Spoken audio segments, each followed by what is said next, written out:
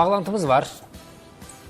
Nəqliyyat eksperti Eldəniz Cəfərovla birbaşa bağlantımız olacaq. Son vaxtda ictimai nəqliyyatda avtobus sürücüləri ilə sərnişinlər arasında yaşanan gərginliklər müzakirələrə səbəb olur.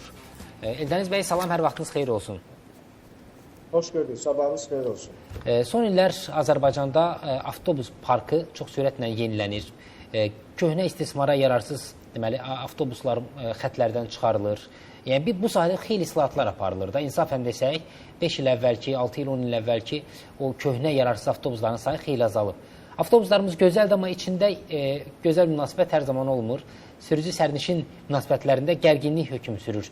Bəzən sakitliyi olur, bəzən də bu elə bil ard-arda hadisələr baş verir. Nə baş verir? Ümumiyyətlə, niyə belə olur? Yəqin ki, bu ən rahat bir deməli üsul odur ki, biz hər şeyi artıq isti havaların üzərində, deyək ki, havalar içində olan insanlar belə yorulurlar da. Amma əslində belə deyil. Məsələ ondadır ki, ictimai nəqliyyatda avtobusla gedən sərnişin uzun müddət tıxacda qalanda artıq ona maraqlı deyil ki, bu tıxacın səbəbi nədir? Bəli. O, qarşısında sürücünü görür və bununla bağlı da öz iradəni sürücü edir. Həmçinin avtobus sürücüsünün digər avtomobil sürücüləri ilə yaşanan problemləri də həmin o problemi sərnişinlərin üzərində əks etdirir, belə deyək. Bugün Bakı şəhərində avtobus sürücüsü olmaq çox çətindir. Biz müşahidə edirik ki, digər nəqliyyat vasitələrinin sürücüləri demək olar ki, bu avtobus sürücülərini imkan vermirlər rahat hərəkət eləsinlər. Bəlkə də elə buna görə də deməli, bu avtobus zolaqlarının olması yaxşıdır ki, az da olsa, heç olmasa avtobus sürücüləri bu nəqliyyat vasitəsi ilə rahat manevr edə bilsinlər. Ancaq biz deyə bilmərik ki, burada günah ancaq digər nəqliyyat vasitələri sürücülərindədir və yaxud da ki, sərnişindədir. Avtobus sürücülərinin özündə də qismən günah var. Məsələ ondadır ki, qeyd etdiyim kimi, avtobus sürücüsü olmaq qədər də asan deyil. Bu çox ağır, çətin peşədir. Avtobus idarə etmək üçün sürücünün uzun müddətli sürücülük təcrübəsi olmalıdır. Bəli. Həmçinin psixoloji cəhətdən sağlam olmalıdır. Yəni, çox çətindir sərnişinlərlə işləmək gün ərzində 8 saat, 9 saat. Və bu problemlərin yaranmasını düşünürəm ki, müəyyən tənzimlənmələrdə olan çatışmazlıqdır. Daşıyıcı şirkətlər özləri elə şərait yaratmalıdırlar ki, sürücü ilə sərnişin arasında hər hansı bir konflikt yaşanmasın. Ən çox, Eldəniz bəy, ən çox xüsusilə kondisioner məsələsinə görə məncə bu söz-söhbətlər yaranır. Havalar isinəndə çünki belə görüntülər çoxalır. Bu kondisionerin işləməməsi əslində sərnişindən çox sürücüyə pis təsir eləyir. Məsələn, sərnişin bir neçə dayanacaq hərəkət eləyir, sürücü isə bütün gün o sükanın arxasındadır. Bu şirkətlər ümumiyyətlə niyə bu sahədə artıq belə konkret olaraq cəzalar, cərimələr tətbiq olunmur ki, avtobusda əgər o şərait varsa, qırılıbsa da bir gün işləməsin, yəni o gün axşama qədər heç olmazsa olmasın. Hər gün bu problem niyə yaşanır? Bununla bağlı niyə bir ciddi tədbir atılmır sizcə, görülmür? Tamamilə haqlısınız. Mən də sözü elə ora gətirirdim. Bu yayda deməli soyutma sisteminə, qışda isitmə sisteminə həqiqətən də bu problem bir dəfəli kökündən həll olmalıdır. Yəni əgər daşıyıcı şirkətlər öz məsuliyyətlərini dərk edib, yayda soyutma sistemini işə sala bilmirlərsə və yaxud da ki, hətta mən də belə bir söz eşitmişəm ki, hansısa daşıyıcı şirkət öz sürücüsünə deyir ki, kondisiyoneri sərnişinlər istəsələr yandırarsan, yəni işə salma, gözlə. Deyək ki, orada bir qənaət ediləcək nə qədərsə nəyəsə, belə bir şey də eşitmişəm. Yəni bu barədə daşıyıcı şirkətlər üzərində böyük məsuliyyət dayanır və görünür ki, artıq reglamentə ehtiyac var. Necə ki, deməli, kommunalda deməli, aprel ayının 15-dən istilik sistemləri dayandırılır, sonra soyutma sisteminə keçirilir. Yəqin ki, nəqliyyatda da, ictimai nəqliyyatda da bu prosesə keçirməli olacaq. Və nəzərə alsaq ki, Bakıda ilin elə çox böyük hissəsi əslində isti olur, günəşli havalar olur. Ona görə də yəqin ki, Azərbaycanda da artıq belə bir reglamentə ehtiyac olacaq ki, məsələn, may ayının 15-dən, mən iyun ayının 15-ini demirəm, yəni may ayının 15-dən artıq bütün ictimai nəqliyyatda olan avtobuslarda soyutma sistemi işlənməlidir. Və məsələn, oktyabr ayının 15-dən də isitmə sistemi işlənməlidir.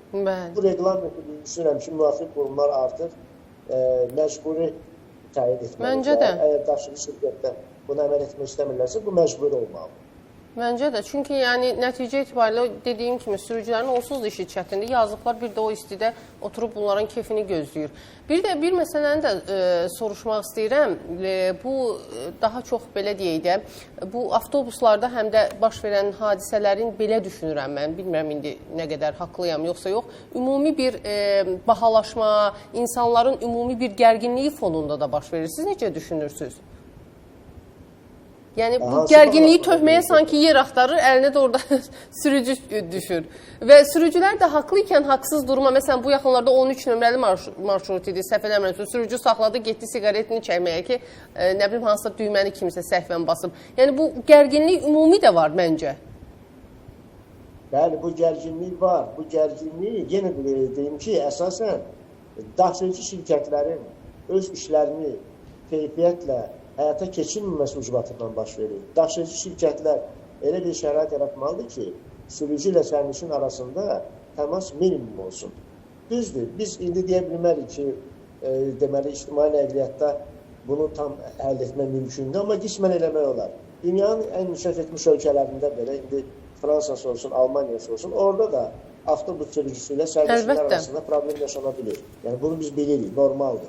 Tam 100% həll etmək çətindir, yəni insan faktoru var, hamımızın bildiyi kimi. Ancaq bu məsələni heç olmasa qismən həll etmək olar. Yayda soyutma sistemini işlər, qışda da içitmə sistemini işlər. Burada bu çox sadə bir məsələdir. Əgər ictimai nəqliyyatda sizin işlətdiyiniz avtobuslar bu parametrlərə cavab verilmirsə, soyutma sistemi yoxdursa, təhlükəsiz deyilsə bu avtobus, onda siz ictimai nəqliyyatda çalışmayın. Biz daşıyıcı şirkət olaraq profilinizi dəyişin. Məsələn, şəhərlər arası işləyir, kənddə işləyir. Amma ictimai nəqliyyat olaraq bugünkü tələblərə cavab vermirsə, şəhərdə işləməməlisiniz. Bir də Ləzim müəllim, bəzən avtobus sürücüləri mənlə söhbət edəndə maaşlarının az olmasından, iştiraklarının ağır olmasından şikayətlənirlər. Sizcə bu sahədə vəziyyət necədir? Bəzi şirkətlər istisna, digərlərinə vəziyyət mən bildiyim qədərindən acınacaqlıdır. Bilirsiniz, mən sizə deyim ki, bu da yenə də daşıyıcı şirkətlərin özündən asılı. Elə daşıyıcı şirkət var ki, onun sürücüləri yüksək əmək haqqı alır. Elə daşıyıcı şirkətlər var ki, onların sürücüləri az əmək haqqı alır. Hətta bir dəfə mən avtobus sürücülərin hüquqlarının müdafiəsi ilə bağlı, onların haqları ilə bağlı bir deməli, çıxış eləmişdim televiziyada. Bəli.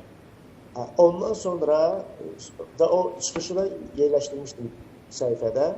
Ondan sonra deməli, Messengerə deməli, daşıyıcı şirkətdə işləyən sürücülərdən bir neçəsi mənə yazmışdı ki, siz yalan danışırsınız, biz çox yaxşı yaşayırıq, yüksək maaş alırıq.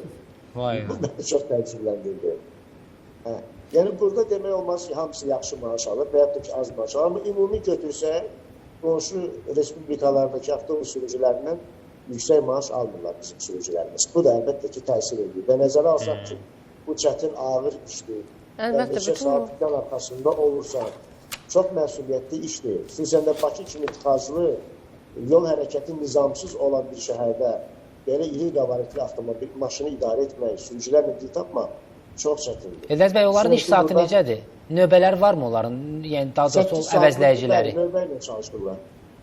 Deməli, hər daşıyıcı şirkət özünü uyğunlaşdırıb. Elə daşıyıcı şirkət var ki, bir qədər çox işlətməyə çalışır sürücünü. Amma ki, artıq burada nəzarət var. Bunu edə bilmirlər. 8 saatlıq standart iş saatı olur və növbə ilə çalışırlar.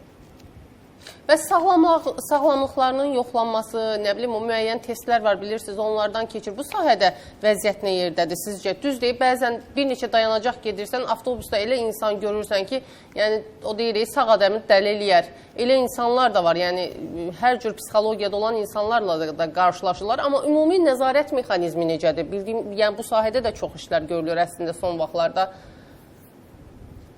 Dövlət tərəfindən qəbul olunmuş qanunlar, reglamentə görə hər gün reys qabağı səhər saat 6-da, 7-nin yarısında sürücü reysə çıxmazdan öncə onun sağlamlığını həkim yoxlayır.